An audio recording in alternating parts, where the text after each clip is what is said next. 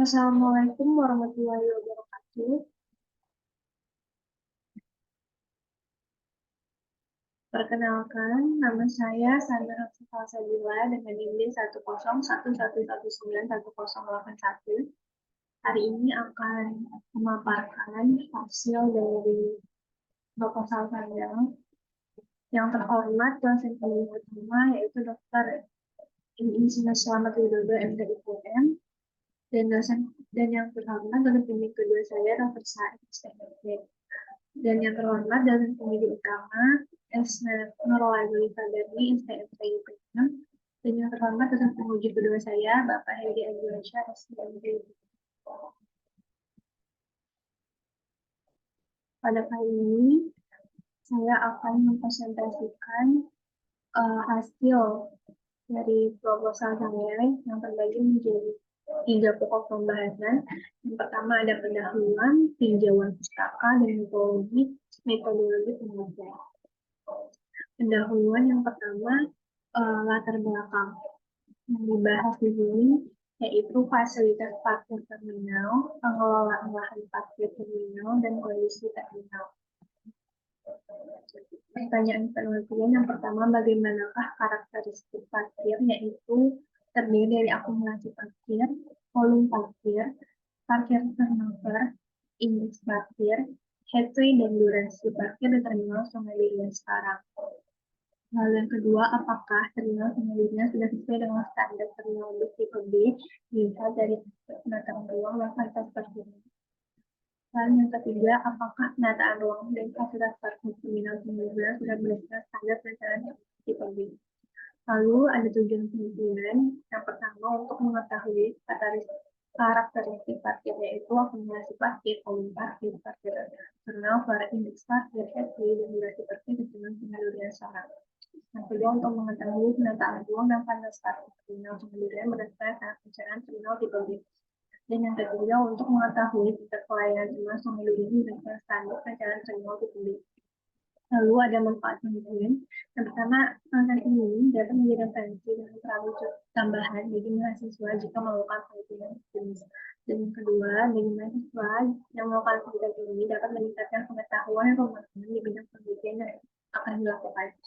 Lalu yang ketiga, hasil dari penelitian ini diharapkan dapat digunakan untuk bahan pertimbangan jika pemerintah akan melakukan penataan ruang parkir pada terminal penumpang Sungai Liat.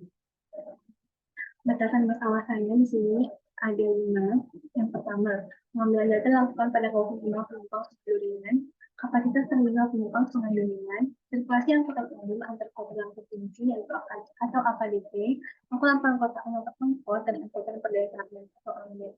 Fasilitas pelataran parkir angkutan antar kota dan provinsi AKDP, angkutan perkotaan atau angkot, dan angkutan pedesaan AMD. Dalam beroperasi 24 jam, namun waktu produktif pagi hingga sore hari sehingga diambil kondisi pengambilan data yang akan dilakukan pada pukul 7 pagi hingga 5 sore. Lalu yang kedua, tinjauan pustaka. Definisi terminal. Menurut PM nomor 24 tahun 2021, terminal adalah pangkalan kendaraan berangkut umum yang digunakan untuk mengatur kedatangan dan keberangkatan, menaikkan dan menurunkan orang dan atau barang serta perpindahan moda angkutan. Menurut KBBI, terminal memiliki arti perhentian penghalisan dari bis, kereta api, dan sebagainya.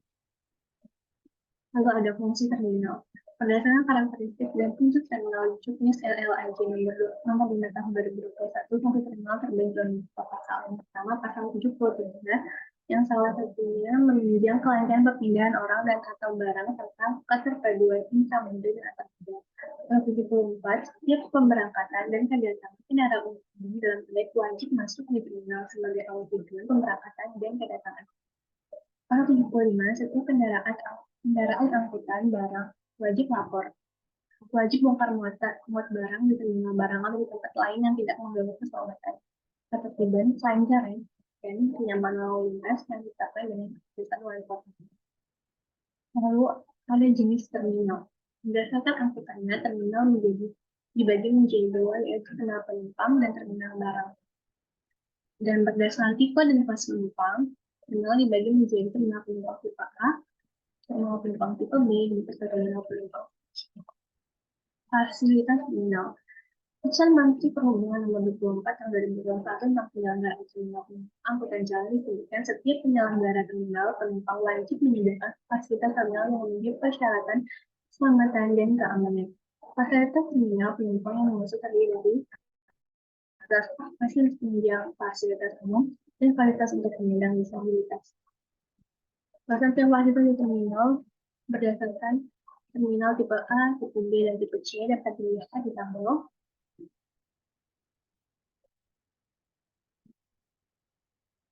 Kinerja dan konsep standar pelayanan terminal. Rencana kegiatan pengawasan terminal ini diatur dalam pasal 55 ayat 1 huruf C. Lalu pelaksanaan pengoperasian terminal ini diatur dalam pasal 55 dilakukan oleh sumber daya manusia. Petugas terminal diatur dalam pasal 60 ayat 3 huruf A yang punya tugas melakukan layanan tata kelola. Standar pelayanan terminal diatur dalam pasal 64 tentang penyelenggaraan terminal penumpang pada ayat 1 dan ayat 2. Lalu ada pola pelayanan. Dalam penganalisan operasi pelayanan terminal dapat ditentukan dengan mengangkat jarak rute atau L besar, yaitu panjang dari titik awal rute sampai titik akhir rute dalam kilometer. Waktu operasi TO, waktu perjalanan dari titik awal rute sampai titik akhir rute, yaitu TT. Di mana rumus TR sama dengan 2 dikali dalam kurung T0 ditambah TT. Kecepatan operasi atau VO yaitu kecepatan perjalanan dari titik awal rute ke titik akhir rute. Kecepatan operasi yaitu di mana VO sama dengan 1 dikali L per VO. Kecepatan komersial yaitu atau VC yaitu kecepatan perjalanan pulang pergi pada suatu rute atau kecepatan perjalanan dari titik awal rute ke titik rute dan tiba kembali di titik awal rute, di mana VC sama dengan 120 dikali L per VO. Wait time atau hal kecil yaitu waktu antara keberangkatan satu kendaraan angkutan dengan kendaraan angkutan di belakangnya pada suatu titik tertentu atau selisih waktu kedatangan antara satu kendaraan dengan kendaraan berikutnya. Biasanya pada bus stop satuan dalam menit, di mana H sama dengan 60 per F kecil. Dan rata-rata headway, di mana HI sama dengan FI per F. Sistem sirkulasi terminal diatur dalam tabel berikut, arus berikut, berdasarkan Dinas Perhubungan Kota Bandung tahun 2002. Di mana kendaraan masuk ke terminal, jalur kedatangan, pelataran kendaraan, menurunkan penumpang, tempat parkir istirahat, bengkel atau tempat perawatan, hingga kendaraan meninggalkan terminal. Semuanya diatur di bagian tersebut. Lalu ada parkir. Parkir merupakan kebutuhan parkir.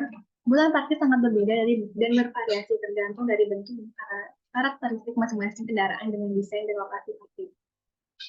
Karena parkir ada 3, yaitu tempat parkir, tugas parkir, dan konstruksi sarana parkir. Jumlah anggota dalam terminal dihitung dengan rumus sigma A dikurang sigma B ditambah sigma C. Di mana dimensi letak parkir menurut Direktur Jenderal Perhubungan Darat dapat dilihat dari tabel di bawah. Lalu ada ukuran masing-masing kendaraan, yaitu bus besar, bus sedang, dan bus kecil. Indeks parkir adalah suatu angka yang menunjukkan persentase tingkat pemakaian area parkir yang merupakan perbandingan dari jumlah kendaraan yang sedang parkir dengan kapasitas yang tersedia, di mana IP atau indeks parkir sama dengan akumulasi parkir dibagi kapasitas parkir tersedia dikali 100%. Ini contoh layout terminal tipe B, Kabupaten Sintang.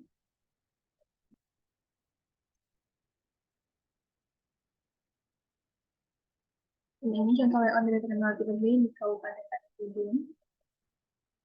Dan ini contoh layout dari terminal tipe B di Kabupaten Kota Baru. Nanti yang terdahulu yang saya rangkum. Lalu masuk ke metodologi penelitian.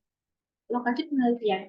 Penelitian yang akan dilakukan berlokasi di Terminal Sumedurian, Kapolres Hulu, Kecamatan Sintang, Kabupaten Sintang, Provinsi Kalimantan Barat.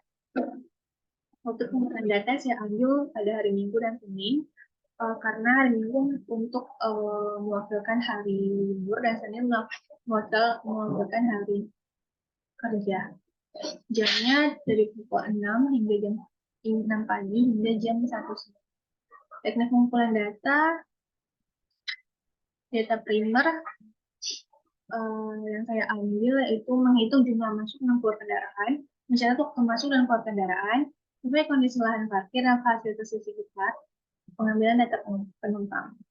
Lalu data sekunder yang saya dari yaitu layout terminal, data trayek bus, data ukuran bus, dan data arus penumpang. Pengelolaan data saya menggunakan load factor. Untuk terminal tipe B, saya mendapatkan hasil yang akan didapatkan adalah load factor segmen, load factor survei dinamis, load factor survei statis, load factor break even, dan analisis jumlah armada yang diterapkan di tipe B. Bagaimana menurutnya sudah diberi.